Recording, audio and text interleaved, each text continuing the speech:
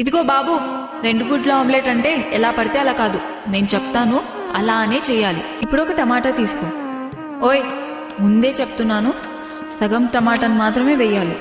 ఒక పచ్చిమిరపకాయ తీసుకో. తీసుకున్నావా?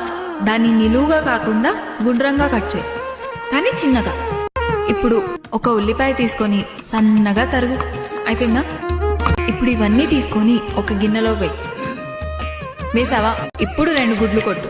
ఇదిగో ఇప్పుడే చెప్తున్నాను, అందులో పెంకు పడిందో అయిపోయావే. కొంచెం ఉప్పు, కొంచెం కారం వేసి బాగా కలుపు. ముందే చెప్తున్నాను, ఆమ్లెట్ అస్సలు మాడకూడదు. చాలా జాగ్రత్తగా వేసి తీసుకురా, సరేనా?